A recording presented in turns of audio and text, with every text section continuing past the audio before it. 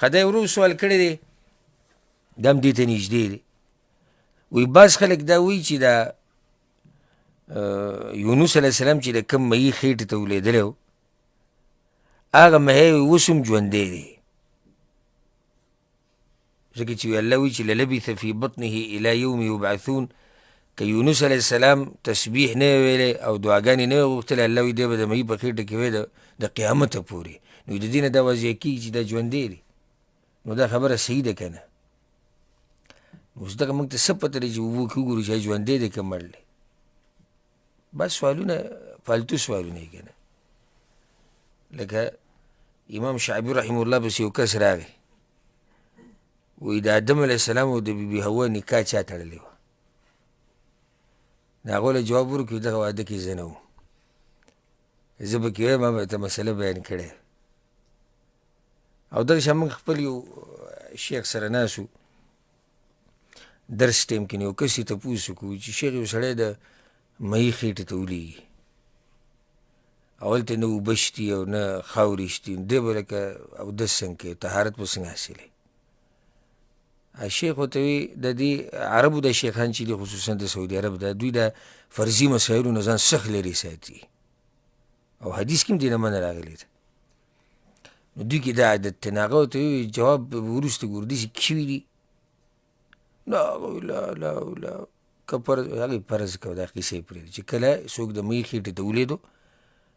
او پته ولګېده چې دننه اوبه نشته دغه نشتي خاوره نو بیا به راشي ما نه به تپوس وکړي زه به درله جواب درکړم دا اوس خبره شو موږ سره په درس کې یو کس کېناستو ډېر متعصبه کس و څه وخت به کېناستو هغه په دې یعنې کنې نه یم چې هغه به 4-5 کاله دي درسونه به کله ناکله راته و خو داسې تنقیدي دغه سره به یې اورېدو کوم سړی چې درس په دې نیت اوري چې زه پکې غلطیانې راوباسم یا تنقید کوم دا سړي ته الله هدایت نه ورکوي نو هغه ما نه په دې 4-5 کاله کې 2 سواله کړي وو بس زه چې جومات نه راوتم یو سوال یې ما نه دا وکړي یو ورځ راغی یاره شیخ صاحب زما سوال دی ما څه سوال وی د موسی علیه السلام د خور چې وه کله چې موسی علیه السلام مور راولېږي د موسی علیه السلام یې صندوق ته واچو او بیا یې دریاب ته غذار کړو هغه خور یې الله وایي چې د اوبو په غاړه روانه وه دې صندوق ته یې کتو د دې خور یې وایي څه نوم یو سوال هغه دا کړی او دویم سوال هغه ما نه بیا د دغې سوال نه 1 کال 2 کاله بعد بیا یو سوال هغه کړی چې آدم علیه السلام کوم ځای کې ښخ کړی شوی دی قبر یې کوم ځای کې نو ما ځي سلام له څه له ځي ته هلته کار دی د آدم علیه السلام قبر دی په 4-5 کاله کې ظالمه تا سره دغه 2 سواله دی هغه هم دی دي نو دې بعضو خلکو دې سوالونو ته حیران به شي دا په دې خصوصا د تاریخي چې کومې خبرې دي کې داسې باسند روایت اکثر نه وي نو په دې پورې دومره جوهر ننوته لکه اوس دا ورور تپوس کوي چې دغه مهی مړ لکې ژوندی دی او بعض خلک وایي چې د قیامته پورې به ژوندی دغه مهی اوس هم شتي او د قیامته پورې به وي دلیل پې دغه دی جواب د دې مسلې دا دی چې دا صحیح خبره قرآن کې الله دا ویلي چې فلولا انه کان من المسبحین للبث فی بطنه الی یوم یبعثون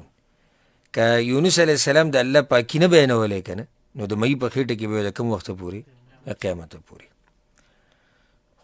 خو دا خبره غلطه ده چې دا مهی اوس ژوندی دی او قیامته پورې به ژوندی یو خو دا دی چې اهل علمو تفسیر والا علما چې دي یا لغت والا چې دي یا نور کوم علما یو عالم هم د اوسه پورې دا خبره نه ده کړې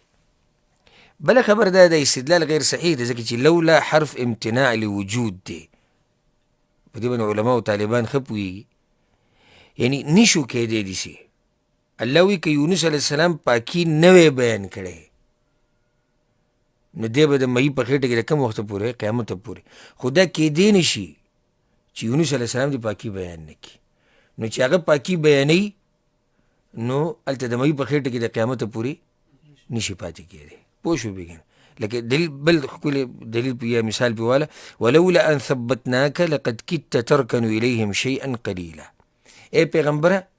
که موږ ته نه وی مضبوط کړی الله ورته وایي که موږ ته نه وی مضبوط کړی نو ته به هم دې مشرکانو ته کوږ شوی وی څه نسب ورته کوږ شوی نو پیغمبر کږېدی شو هغوی ته نه شو ځکه چې هلته الله څه کړی الله مضبوط کړی نو دا کېدی نه شو چې هغه دې د مهي په خېټه کې د قیامت پورې ځکه چې هلته خو هغه د الله پاکي بیانول نو حاصل د خبرې دا دی چې یونس علیه السلام مسبحینو کې و د الله پاکي بیان کړې ده د هغې دلاسه الله دغه مهي د خېټې نه راویستی دی د مهي په خېټه کې څه مودې دپاره و او بیا د دې څه تعلق نشتی د مهي د ژوند سره او د مرګ سره هېڅ تعلق یې ورسره نشتی بلکې موږ داسې ویلی شو چې یو سړی دی د مهي په خېټه کې د قیامت پورې او د مهی دې مړي داسې نشي کېدی کېدی شي که نشي کېدی لکه اوس یو سړی د مهي خېټې ته ولیدو مړ شو او هغه مهی هم څه شو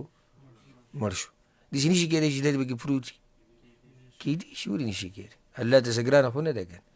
داسې مثال دی لکه چې ته مړی راوالې او په قبر کې کېدې او هغه د قیامت پورې په قبر کې پروت دی نو دا خبره هسې یو خو داسې قسمه سوالونه ما ته داسې فایدهمن هم نه ښکاري او دویم دا دی چې دا خبره څه ده دا کمزوري ده والله اعلم